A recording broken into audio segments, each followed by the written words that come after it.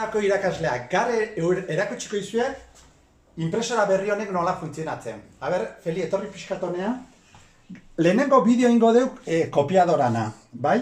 Eta lehenengo gauz esan behar dizutenak nola funtzionatzen. Importantena da, paperak imprimatzeko hobena da erabiltzea hemengo gorako kajoi hau. Eta ez erabiltzea hemengoa, bale? Bigarren gauza, papera handi hauek ere, A3ak baitare erabiliko iteu amendik, bai? Bale. Esan, lehenengo problema, zuk hau jartze baldin badeo hemen goran, Feli, etorri honea pixkat, beak automatikoki badaki papera txikia dela. Eta hemen ikuste dituzu 3 sensore, askotan grabatzeko garaie besteak hemen uste baldin badeteu, berak pentsatzen du papera handia dela. Eta orduan inpremiatuko du A3an. Orduan hemen gainen paperak ez die utzi behar. Listo. Lehenengo horrela. Orduan hemen emango diegu kopiadora, eta ikustu hemen beak selekzionatuko du automatikoki, eta da hemen A4 eta A3 bestela, bat eta bi bandeja. Lehenengo bandeja da papera txikiak. Eta bigarrengo papera daude papera A3 handiak. Bale? Hoia kargatuta da.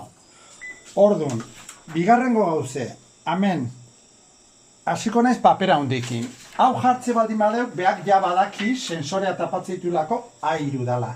Eta etorri, hemen importantea da, botoi honei emate baldin mezio, red ampliación auto, berak automatikoki papera handia aterako du, letrak eta jarriko ditu perfecto. Bai? Eta baitare hemen beran, lehenengoa da, una cara a 2 caras.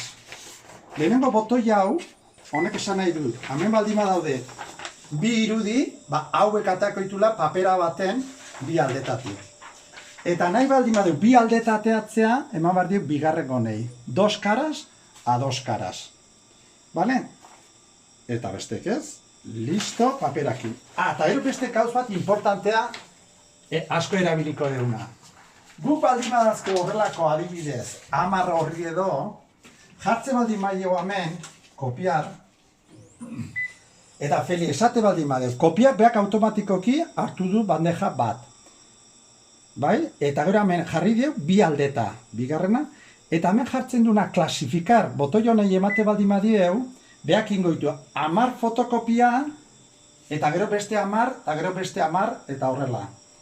Osea, ja egongo da sailkatuta. Honei ez baldin badieu ematen, atako ditu lehenengoa 10 horriak, bigarrena beste 10, eta listo. Eta hemen jarriko dieu gero kantidadea bat. Ez badeu ezerre jartzen, inizio emate baldin badeu, ingo du kopia bat. Eta bi edo jartze baldin badeu, baina kantidadea jartzeu bi. Eta borratu nahi baldin badeu, borrar ematen dieu, eta dena borratzen da. Edo zekin da kantidadeak berriro nahi diteun kantidadea jartzeko. Eta atzea juteko, hemen da hon etxetxoa. Listo. Kopiatzeko. Zeo zer, problema bat baldin badago kontu zibili behar da, bai? Eta arreglatzeko nahi esan, edo bestela, lehenengo gauze behiratu behar die, hemen dauden gorako, zera, ikusten irikitzeko, hemen egon litezke engantzatuta, paperan bat, edo, bestela, edo hemen, bai? Importante, hemen baldin badao lehenoko bezala arazoren bat, ez hemen, hau, torri honean, bakarrik ikutxu behar da urdinaz dauden gauzek. 3, bat, bi eta 3. Ikustez hola iriki. Esan dit hor kriston beroa goten dela eta erre daitekela norbait. Así kontuz urdinak bakarrik ibiltzeko.